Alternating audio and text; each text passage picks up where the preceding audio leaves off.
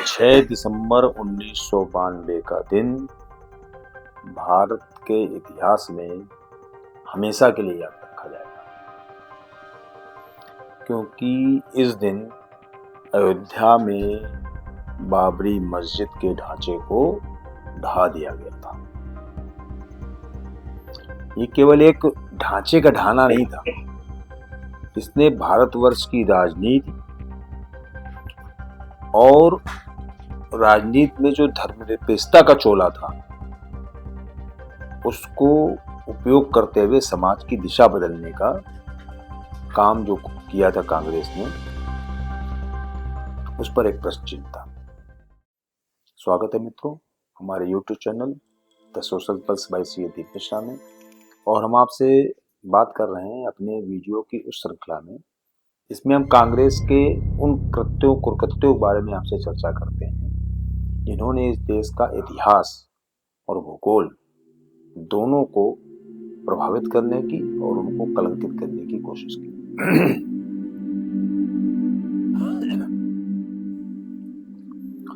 अयोध्या में विवादित स्थल को हिंदू समुदाय हमेशा से भगवान राम की जन्मभूमि मानता रहा।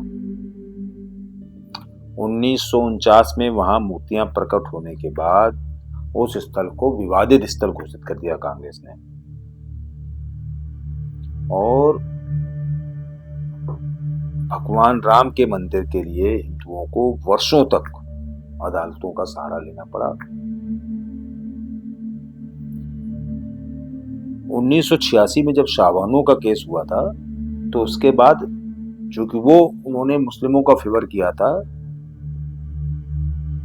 मुस्लिम कट्टरपंथियों के दबाव में आकर वो निर्णय लिया था और अदालत का निर्णय संसद से बदलवाया था, तो ऐसे में हिंदुओं को बैलेंस करने के लिए राजीव गांधी ने अदालत से वहां के उसका विवादित स्थल का ताला खुलवा दिया।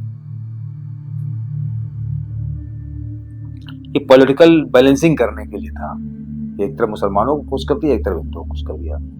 ये बात दूसरी है कि इसमें हुआ ये कि दुविधा में दोनों गए, माया मिली न राम।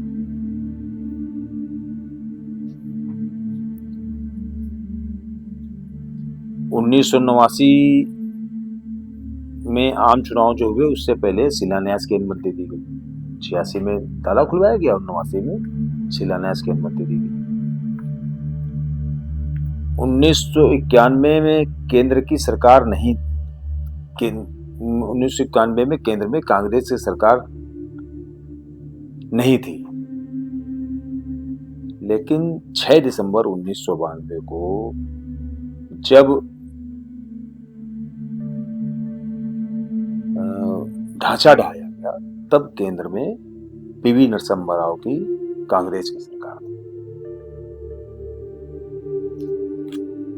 उस समय जब कारसेकू ने ढांचा ढा दिया, उस समय जो मुस्लिम पक्ष था वो ये कह रहा था कि केंद्र सरकार ने समय रहते इसमें हस्तक्षेप नहीं किया,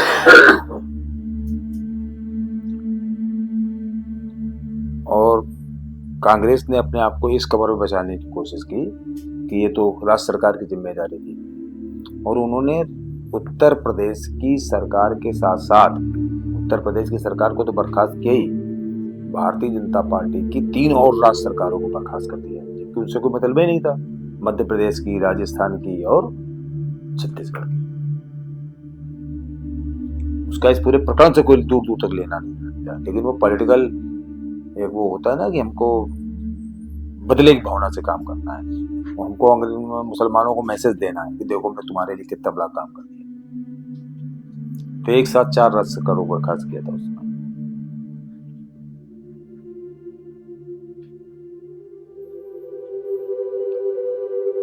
कांग्रेस क्या कर रही थी कि एक तरफ वो सॉफ्ट हिंदुत्व का मोहरा चल रही थी और दूसरी तरफ तुष्टीकरण की राजनीति चल रही थी मुसलमानों।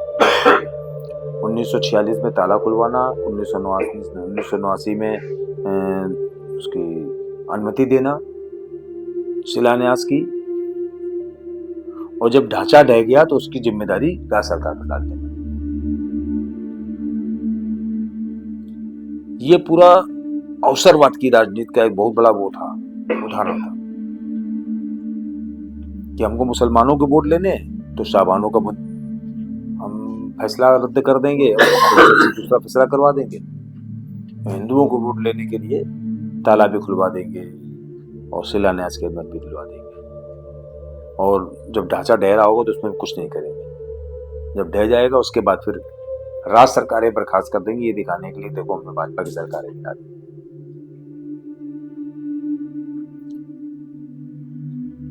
कहने को ये कहा जा सकता है कि भाई केंद्र सरकार उसमें राज्य सरकार में कैसे हस्तक्षेप कर सकती है, लेकिन जब आप होने के बाद वही हस्तक्षेप कर सकते हैं, राज्य सरकार को बर्खास्त कर सकते हैं, तो उसके पहले क्यों नहीं कर सकते थे?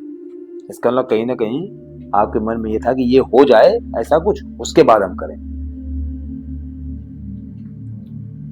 तो वोट मुस्लिम तुष्टीकरण के राजनीति में कांग्रेस इतना अंदर तक लिप्त हो चुकी थी कि उनको कोई सही गलत का कोई मतलब फैसला समझ में नहीं आता था, क्या सही है क्या गलत है। उनको केवल किसी न किसी तरीके से अपने उन मुस्लिम वोटों को सेटिस्फाई करने का सारा काम करना आता लगा था और बीच बीच में हिंदुओं को पुचकारते रहना था।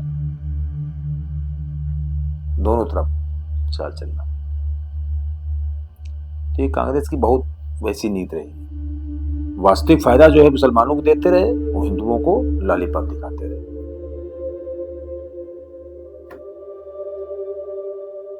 1992 में इसके बाद एक और कांड हुआ है,